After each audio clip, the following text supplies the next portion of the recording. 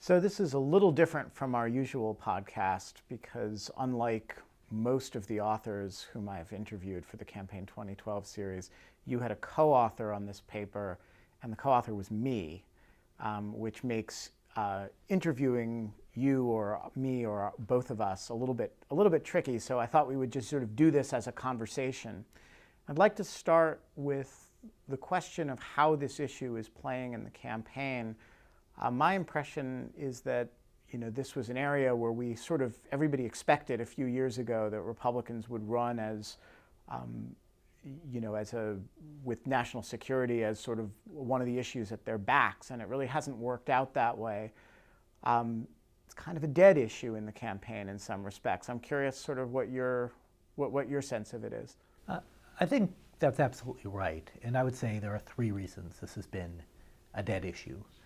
The first, on counterterrorism at least, Obama has done very well by the criteria the Republicans usually use.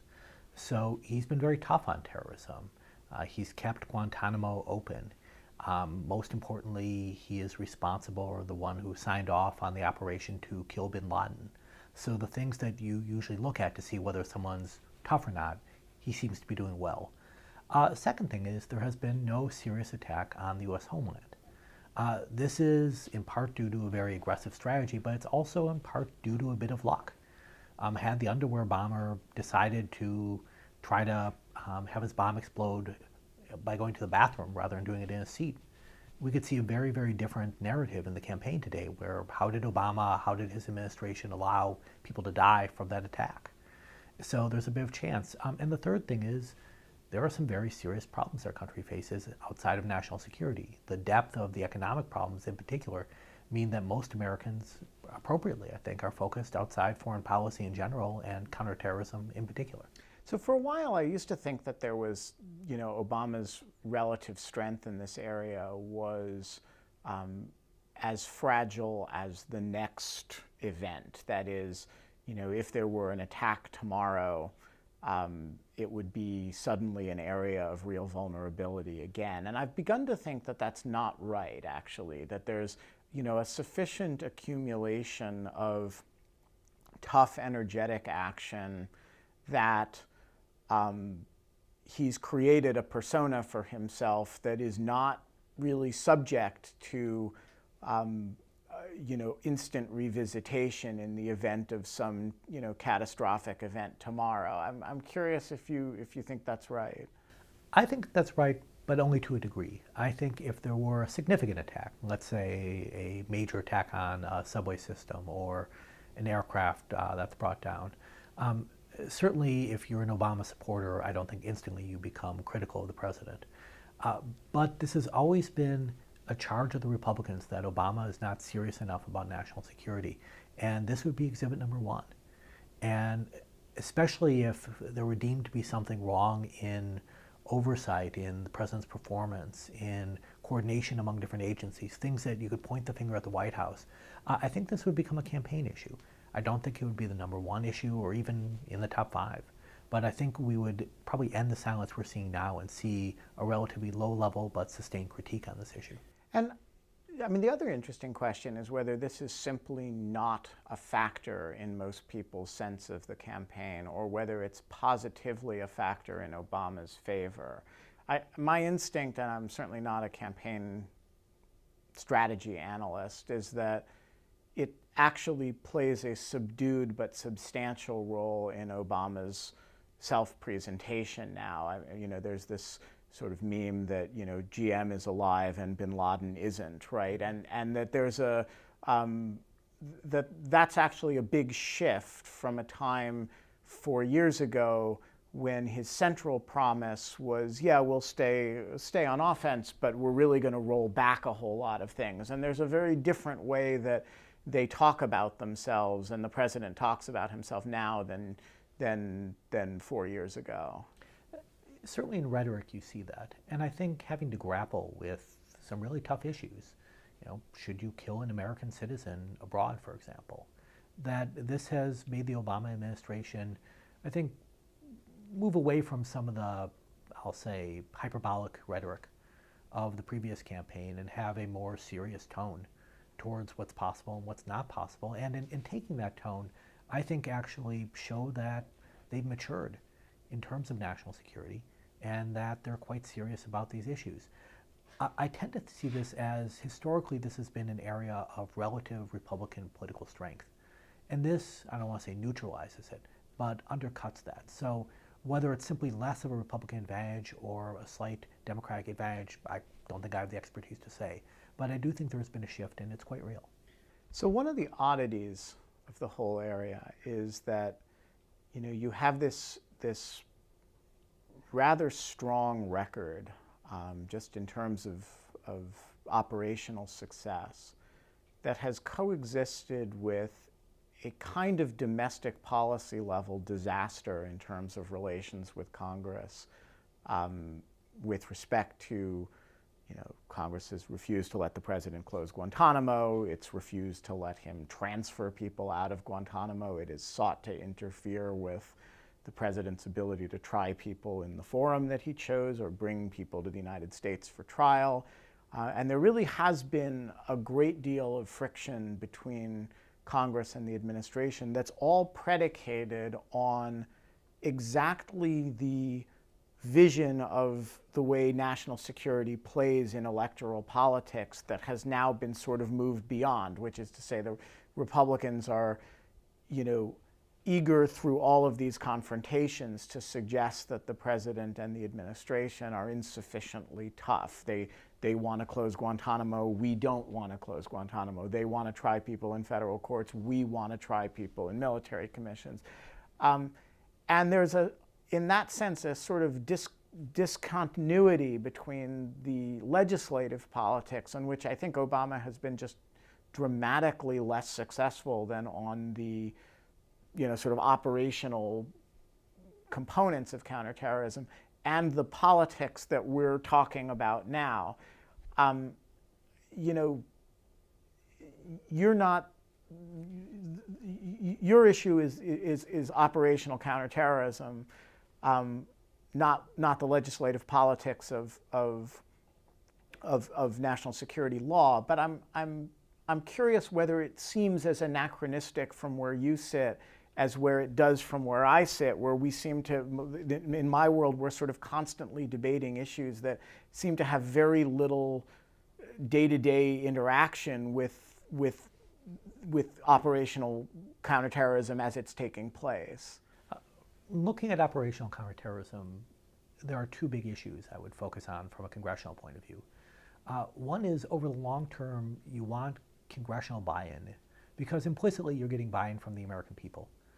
And we saw the danger of this under President Bush, where he took some very strong positions right after 9/11, positions that at the time the vast majority of Congress supported, but didn't formally seek their buy-in, was almost disdainful of the need for congressional support. And then when the pendulum shifted, when there hadn't been an attack, when the American people were much less in, I'll say, not as in an aggressive mood, there was a lot of congressional criticism of the Bush administration for doing things I think most of the American people wanted them to do in 2002. And so if you want robust counterterrorism policies, you want that buy-in. You want policies that can be sustained over decades. And when you don't have that buy-in, to me, it's very risky for the operators, because they feel that if they make one mistake, if public mood changes, that they're going to be left dangling and they're going to be the ones sacrificed.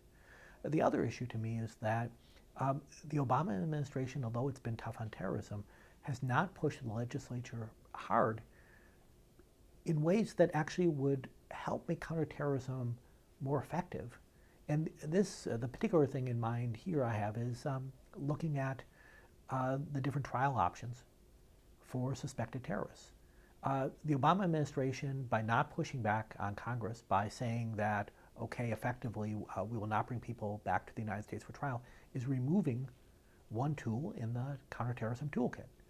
And Republicans repeatedly derided it as weak, but it's something that was used in the 1990s. It was something that was used under President Bush. It's something that, under certain conditions, can be extremely effective. And unfortunately, from an operational point of view, this option is now diminished. And I wish the Obama administration had pushed harder. Now, what the administration would say in response to that is that they made a tactical judgment that they couldn't prevent Congress from preventing them from insisting on military commissions or precluding the use of federal courts for the Guantanamo population, and that for that legacy population, which of course includes the highest profile terrorists we've got, they kind of acceded to congressional will. But prospectively, they have been very assiduous in insisting upon the availability of federal court options, which are their preferred options for any future captures.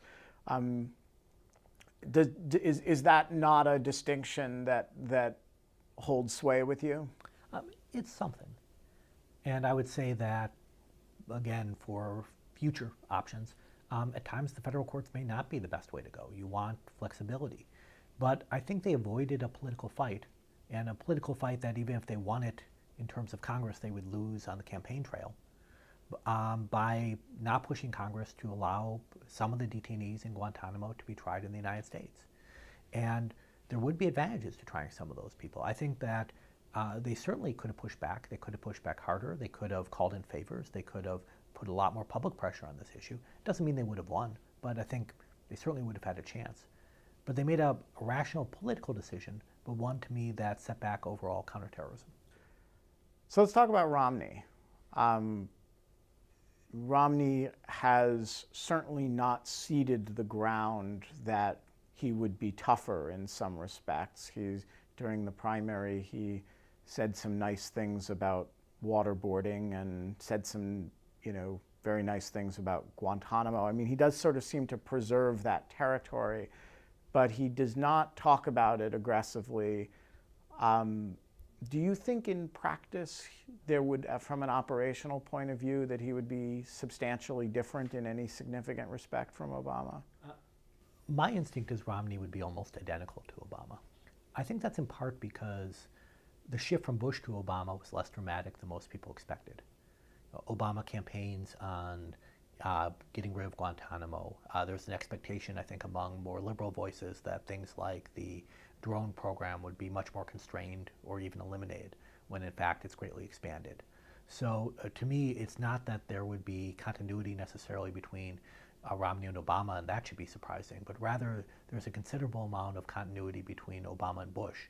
And so Romney continuing that as someone who I would put on the political spectrum as a bit more moderate than President Bush is not a surprise to me.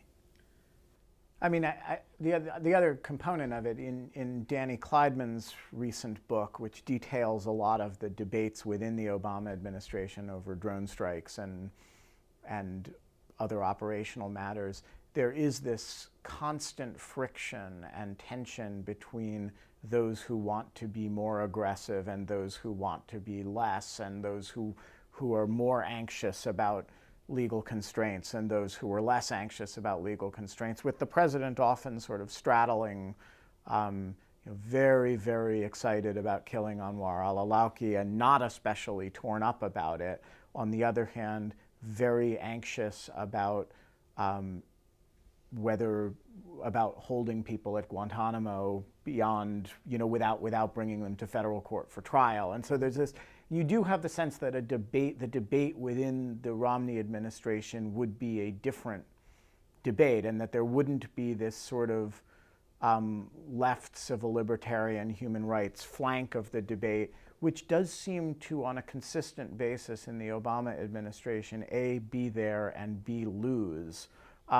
But I wonder if the fact of its being there actually affects the modality of its loss in a way that you might actually see, you might actually appreciate one if it weren't there and you didn't have that sense of restraint. That's certainly possible. I mean, there's another way to look at it, which is because that debate is within the administration, we're not seeing, frankly, liberals nearly as harsh on Obama as you would expect, given, to me, the continuity between Bush and Obama. So the very aggressive drone program, the use of signature strikes, these are criticized by liberal voices, but it's very muted. And it's more seen almost as if, the king means well, but his advisors are leading him astray. If it were a Republican, I think that muted criticism would be much more vocal on the outside. So instead of having the debate inside the administration, you'd have more pressure on the outside. But I do think you're right. I do think that the proponents of a more aggressive campaign recognize that they can only go so far within the administration. And so where they might be going for a mile, they'll instead go for 100 yards. And because they know that the president will only go so far and there will be other voices who oppose them. So let's try to create a synthesis here. I mean, most of the policy, we both seem to agree, is a matter of consensus at this point. That is, you want to stay on offense. You don't want to let up. Second, at least from my point of view, I think it is really important in the interests of the sort of buy-in that you were describing earlier to settle relations with Congress and to have some kind of, if not legal framework in which you conduct these things, at least an agreement that it's every time we have a Defense Authorization Act, we're not going to have a sort of major fight over the nature of the policies. And number three, there are these weird sticking points, Guantanamo being one of them, that just seem like at this point we should be able to do away with and agree on. Do you think there's any components of those of that package that's substantially easier if Romney wins or if Obama wins, or are they really just, you know, we're at the stage of synthesis and consensus, and let's sort of put it aside and get it done? It's always going to be easier for one side of the political spectrum to stand up to its own partisans. So if Romney, say, wanted to effectively close down Guantanamo and put in new procedures, he would have a much better chance of getting legislation through Congress than Obama would, just because his own critics in his own party would be less likely to criticize a president of their own.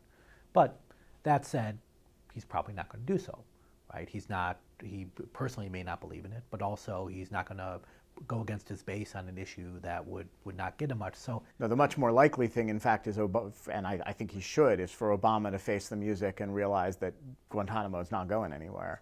Right. But the question is, I think for both sides, for something like Guantanamo, they realize it's much less politically costly to just allow limbo to continue than to actually try to change it and formalize it. And I think that we can call that consensus, or we could just call it exhaustion. But I think that we're not going to see dramatic change regardless of who wins. On that cheerful note, thank you for coming back. My pleasure. Thanks for having me.